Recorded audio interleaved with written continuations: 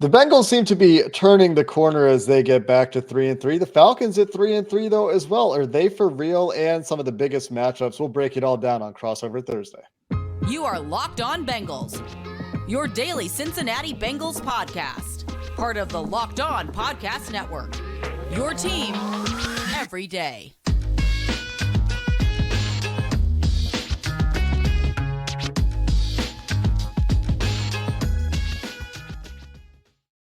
What's going on, football fans? It's the Week 7 edition of Locked On Crossover Thursday. Cincinnati Bengals, Atlanta Falcons. We've got Aaron Freeman from the Locked On Falcons podcast and James Rapien and myself, Jake Liscow from the Locked On Bengals podcast to break down the biggest stories, biggest matchups, and predictions for the Week 7 contest in Cincinnati. Crossover Thursday on the Locked On Podcast Network is presented by our friends at PrizePicks, which we've told you about it before. So much fun, so easy to play, and no competing against other players. Just you against the projections. You pick 2 to 5 players, and if they will score more or less than those PrizePicks projections, you're going to win up to 10 times your money. It can take less than 60 seconds to get those entries in, so that's quick, that's easy. We love PrizePicks. We know you well too. First-time users are going to get a 100% instant deposit match up to $100 with promo code Locked On when you sign up. If you're watching on YouTube, that information is on the graphic. That's PrizePicks.com. Promo code Locked On. And guys, let's get into the biggest stories in this game. The Bengals 3-1 in their last 4 games. Seems like there's some momentum building there, James. Is this a really important game for this team? And I'm just setting you up to drop the Joe Burrow quote from his press conference today. Yeah, this is no doubt about it. To me, going into it before Joe Burrow talked, just Wednesday media availability, it was really all about, all right, what is this team? Are they going to turn the corner that we've seemed to talk about now for the past 4 weeks or so and establish themselves as one of the good teams in the NFL? Or are they going to continue to hang around with the middle of the pack? And they've, got off to that 0-2 start. They've won 3 of 4. And I think this is a game where you're at home after what seems like forever against a Falcons team that is impressed. So what are you going to do? And how do you respond to that challenge, given the fact that you have some winnable games coming up and you have a chance to get over 500 for the first time, starting with this game against the Falcons. So that's certainly, I think, the storyline and the mindset for the Bengals is getting on the right side of 500. Meanwhile, Aaron, the Falcons, did you anticipate them starting 3-3? Because, I certainly didn't. I don't know how many people did, and yet they find a way to take care of business against the 49ers last week, and I'm sure their confidence is about as high as it's been all season coming into this matchup. Yeah, a month ago you told me 3-3, I would have said no. Okay, what are you on? But I think this team is sort of impressing folks, is overachieving, as some people would call it. They're in a rebuild phase, but they're showing that they're not going to be one of these teams that's rebuilding and being bad. And you talk about going over 500 for the Bengals. The Falcons haven't been over 500 in 5 years. So this is kind of a really important game for them, just to break that milestone and break that streak. And that will certainly show folks that, this team is ready to compete. And that's been sort of their story these last couple of weeks against some of these better teams like San Francisco and Tampa Bay. But I think this week, sort of the big story for them is sort of overcoming some of the injuries in the secondary. They lost Casey Hayward to IR with a shoulder injury. Stepping in for him will be Darren Hall, who's sort of stepped in these last couple of weeks in sort of spot duty because Hayward's been sort of in and out of the lineup with some nicks and bruises. And this is going to be a very tough matchup for any cornerback, let alone a backup cornerback like Darren Hall. And, we'll get into some of the key matchups later, but, this Bengals receiver group is one of the best in the league. But I think the fortunate thing for the Falcons is, they're a little beat up as well. So maybe that bodes well for Darren Hall getting his first start. But I think this game is going to be really important for Darren Hall long-term, because Casey Hayward's getting up there in age. And if Darren Hall can show that he's a, solid, there's not much of a drop off from Hayward to him, then, this could be his job moving forward as the starter opposite AJ Terrell. And something that I'm going to want to talk about when we get into the matchups is what is DMP is going to do with his secondary. We've seen such consistent trends. It's been such a talking point. The too high stuff. The Bengals facing, I think, the fourth highest rate of too high shells in the NFL through 4 weeks. And number one by a very large margin, by the way, is somewhat surprising to me. Is the Las Vegas Raiders. So just throwing that out there, not relevant to this game. Just thought it was interesting. Another game for the Bengals where they are 7-point favorites. 2, 3, and 3 teams. The Bengals have been favored by a touchdown or near a touchdown or more than a touchdown. Sorry, it's not 7 points right now. It's 6 points, I think, or maybe 6.5, but nearly a touchdown nonetheless.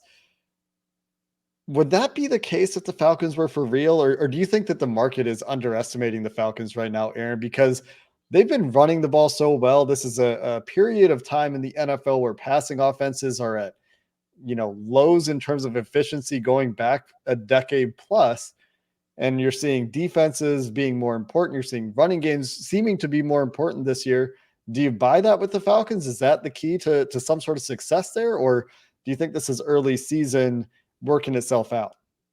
I think Vegas is helping Falcon fans make money this year because the Falcons have covered every game so far this season. They're 6-0 against the spread, and so they keep giving these very favorable lines for people that want to bet on the Falcons. And I think probably this would probably be the last week where we see these sort of lines that seem a little bit out of whack against the Falcons. I don't want to get too far ahead of ourselves, but they have a couple of softer opponents coming up after this week. So I do feel like we'll finally get a couple of games where the Falcons are favored, but I certainly think, BetOnline and Vegas are helping, line my pockets a little bit by being able to put money on the Falcons every week to cover.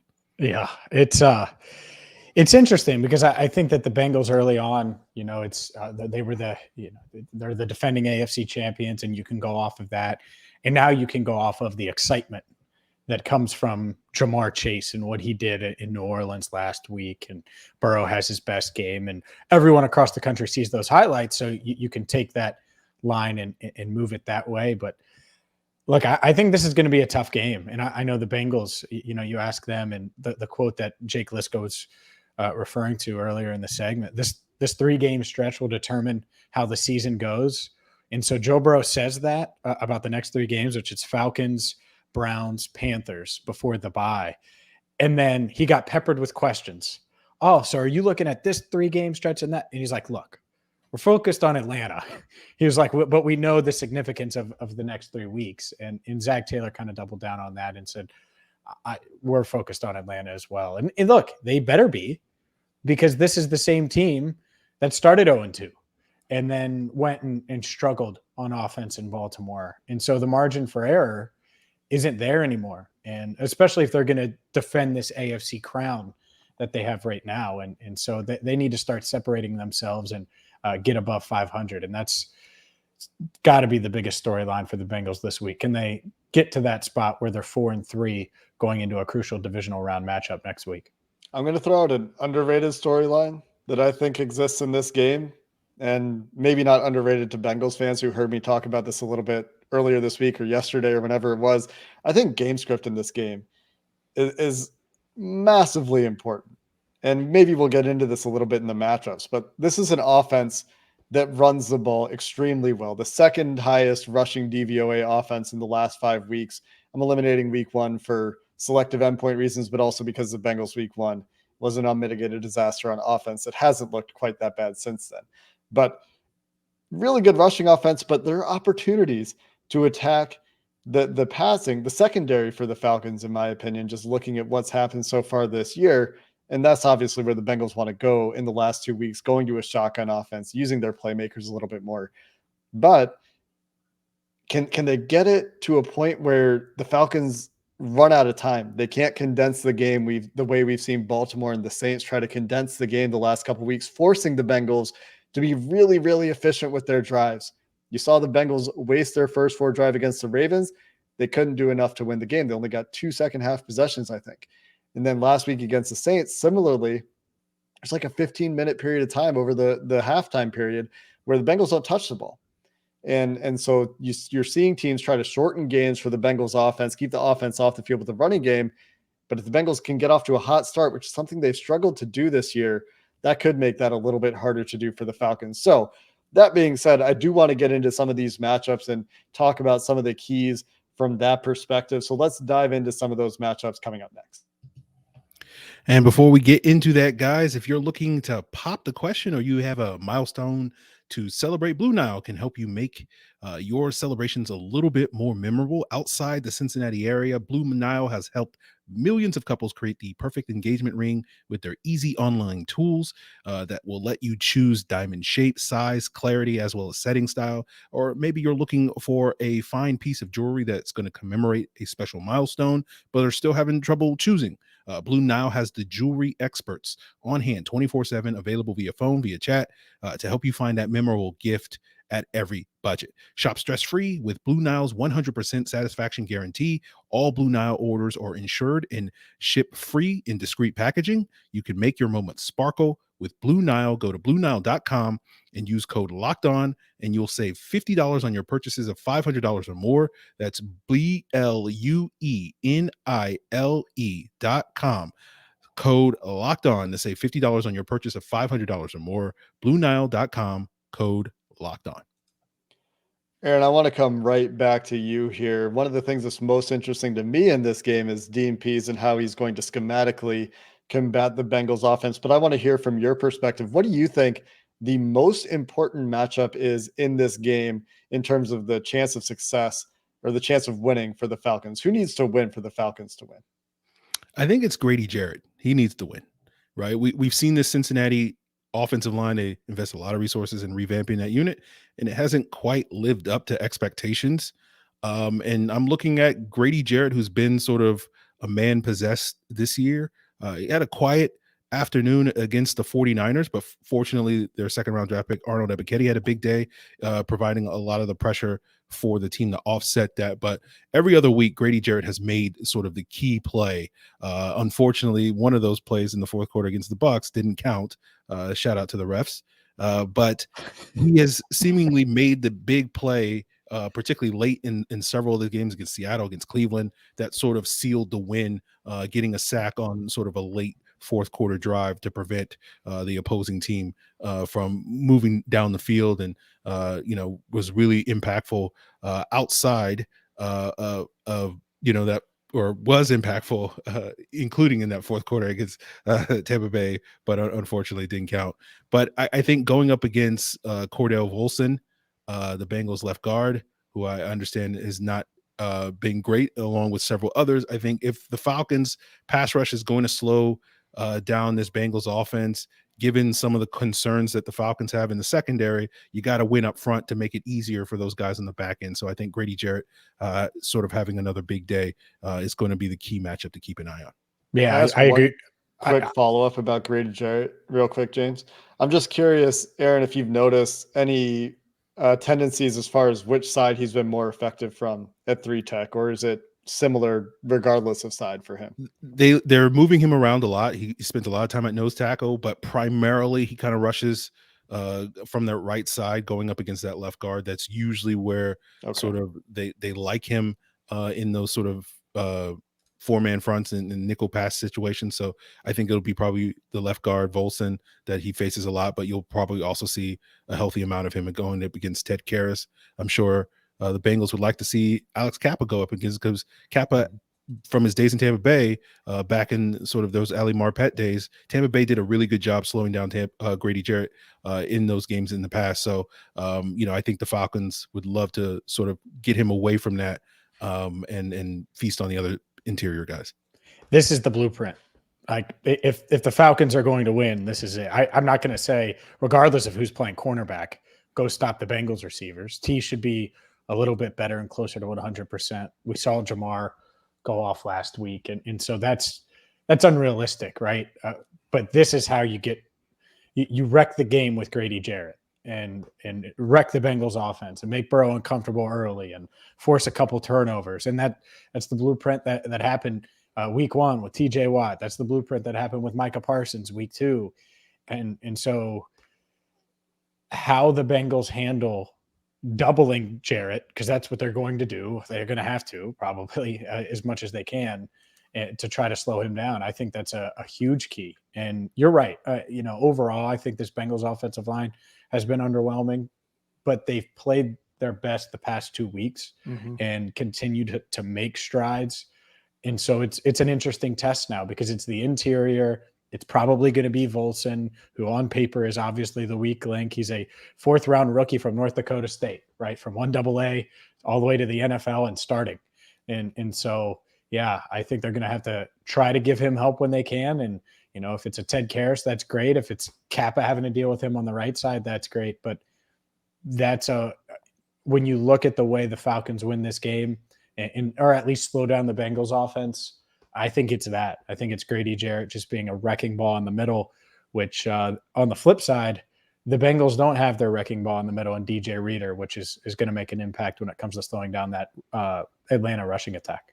I don't really see how the Bengals slow down this rushing attack. Logan Wilson, I know Zach Taylor called him day-to-day. Jeremy Fowler of ESPN also reporting that it's going to be 2 to 5 weeks for him. Yeah. So I would be surprised, honestly, James. I know you saw him in the locker room, but I feel like Zach Taylor's playing coy here. Yeah, probably. I mean, so Logan Wilson was on the ground for 2 minutes of real time with that shoulder injury on Sunday and re-aggravated his surgically repaired shoulder for the Falcons fans, listening that aren't aware of it.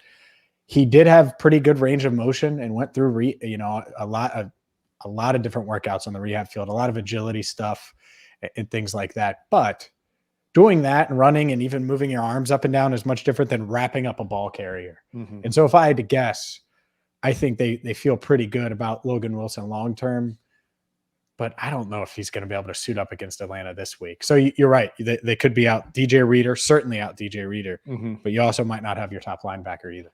And their backup nose tackle, Josh Tupou, which might mean Tyler Shelvin is getting a call up, who's been relatively disappointing, unfortunately, as a 4th-round pick out of LSU. But he's the only other, well, I guess not the only other, would be the likely other. Seems to be higher on the pecking order on the practice squad to come up. But I think there's an opportunity there for the Falcons to continue to run the ball well.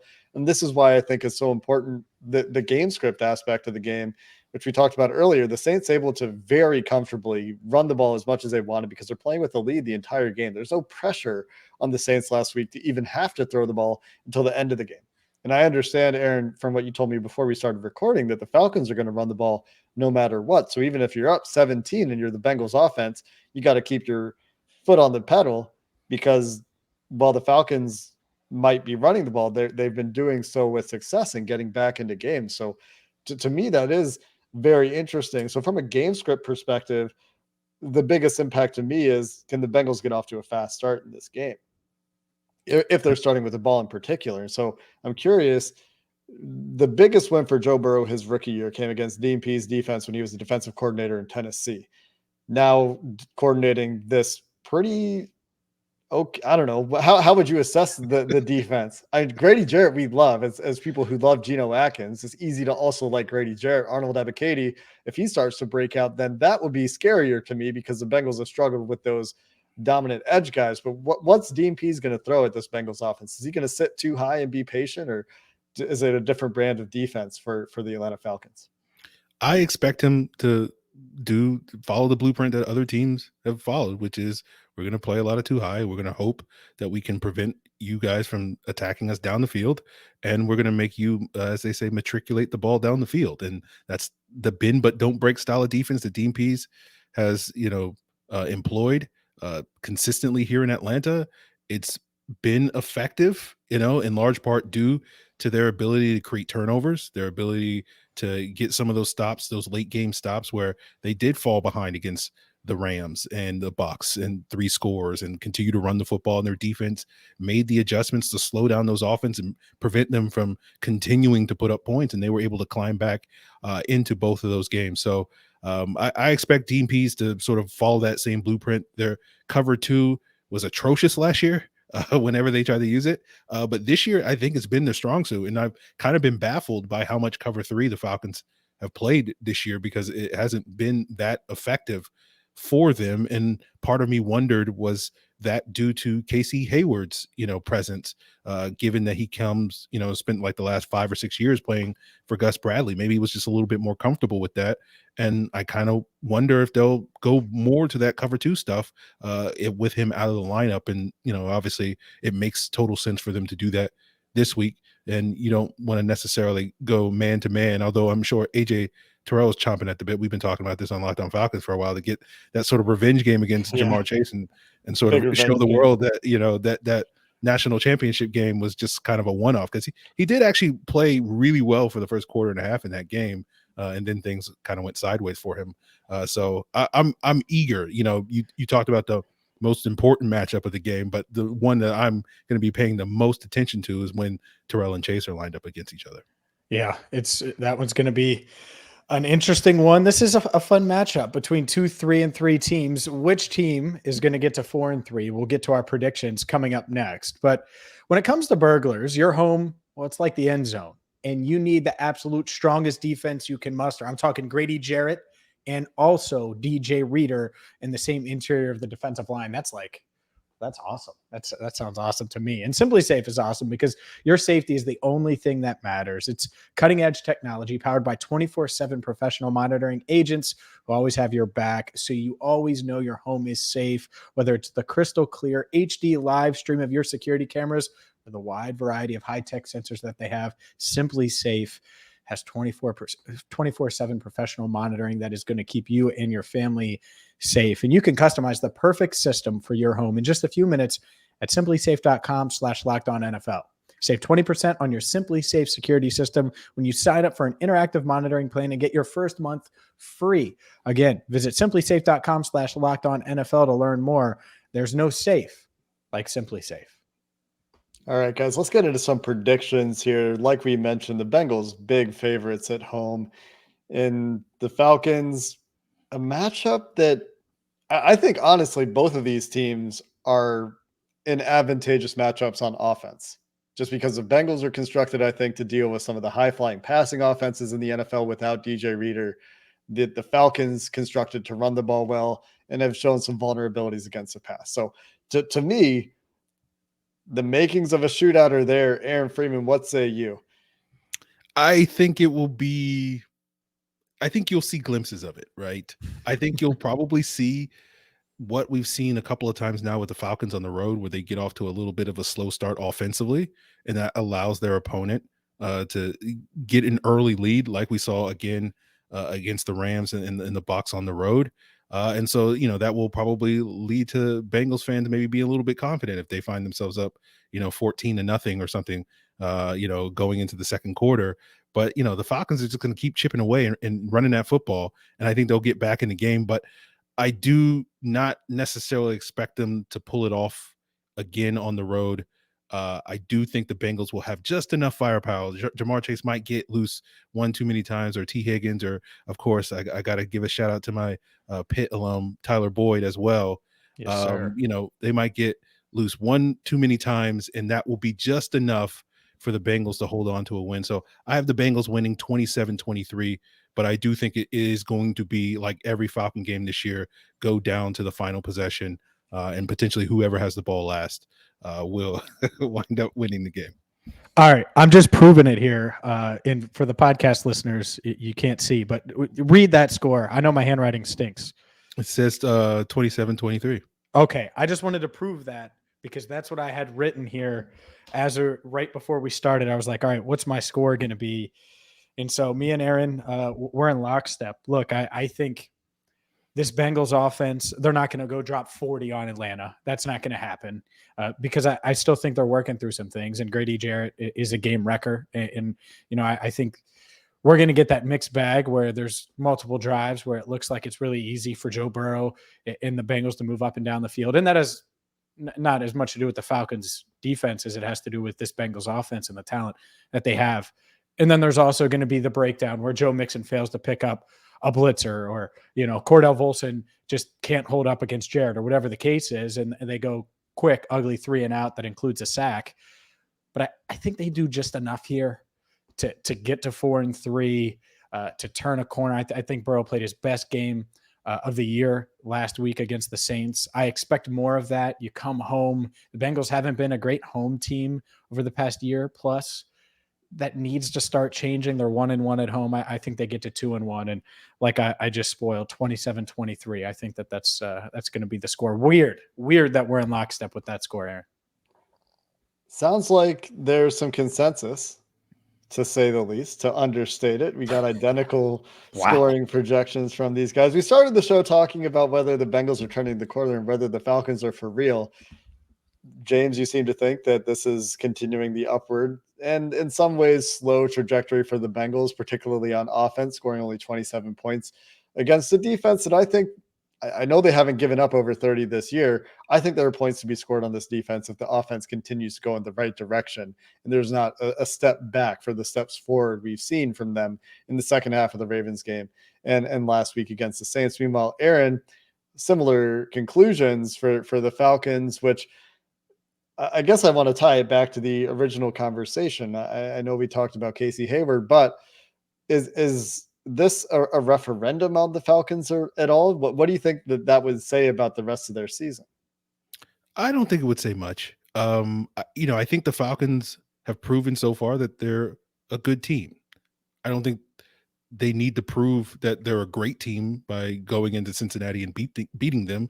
Obviously, I think that would be a lot of people's takeaway that, hey, this Falcons team is scrappy, but they're even scrappier because now they've won 2 out of the 3 games that most people going into the season, myself included, assumed that they would lose against San Francisco and Cincinnati, and again playing the Bucs down to that final possession. So I don't think it would say too much negative towards the Falcons because, again, as I said earlier, like they have a soft part of their schedule coming up. They got Carolina twice. They got Pittsburgh, Chicago, Washington. So it's not as if this is a game that they need to win to keep their season, momentum moving forward. So I think if they just continue to show that they can play with, good teams, which I think Cincinnati is, they just haven't shown it yet. I think that's all they really need to prove this week. And, I think they have a good chance of coming out with a W, but obviously I'm not necessarily predicting it at this point. Meanwhile, some injuries to overcome when we talk about the matchups on both sides, losing a starting cornerback for the Atlanta Falcons and the Bengals without DJ Reader, without Josh Tupou, without a true nose tackle currently on the 53-man roster, and losing their best linebacker in Logan Wilson.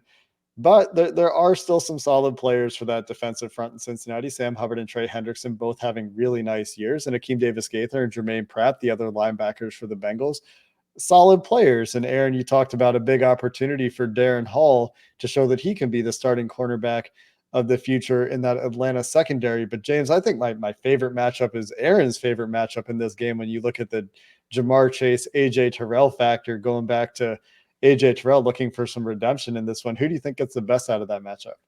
I mean, if you want to bet against Jamar Chase, you can bet against Jamar Chase. I mean, the man's done what we've grown accustomed, and Falcons fans are used to it, right? Watching great receivers do insane things. Jamar's just different, man. And so I'm not going to bet against him. He's had a couple of these games. Diggs, Trevon Diggs in Dallas, right? That was a rematch too. Of a guy that got beat up on by Chase in college. And Diggs got the best of him in that one game. I mean, got the best of Chase. There are other factors, but he did. Continue. Micah Parsons was more important. I'm just going to clear up the other factor, but I like where you're going with this, Jake. So keep going. No, I think Chase can beat anybody. Obviously, I mean, we've seen him beat everybody. He does sometimes go away for a second, but yeah, I mean, we see him do it all the time. James, you hit your mute button there. The question is it even going to be AJ Terrell versus Jamar Chase? Yeah, or is it going to be 2-on-1 or 3-on-1 like we saw during one point during that Cowboys game? And so that's the part. And by the way, I would double him. If you could take Chase away with 2 guys, you do it because this offense isn't the same without Jamar making big plays, especially if T isn't 100%. We saw the Saints last week play this. The Saints obviously doing a lot of matching in their secondary. The Saints playing quarters man match in their secondary, but they also had a bracket on Jamar Chase, which in quarter, I think it was quarters man match. I was talking to our film buddy Mike about this, and It's just bizarre. It ends up with 5 guys deep and 3 under because I think they dropped 8. And it just looked strange because they had the bracket on Chase back there. Teams paying a lot of attention to him, and the Bengals, to their credit, moving him around a little bit more. I think his highest percentage of snaps out of the slot and putting him inside of T. Higgins, for example, in a 2x2 formation, putting him at the slot with T. Higgins outside is another thing they've been doing. So it'll be really interesting to see how Atlanta matches up. And both of you guys agreed. There's not even anything to really recap when it comes to the predictions. We have the exact same score. Do you think it's a dramatic finish to the game? Is it a walk-off touchdown, Aaron, or is this less dramatic than that? I think, there's probably going to be a field goal. Evan McPherson putting the game away, or Young Wei Koo kicking a game winner or something like that. I think kickers are going to matter at the end of this game.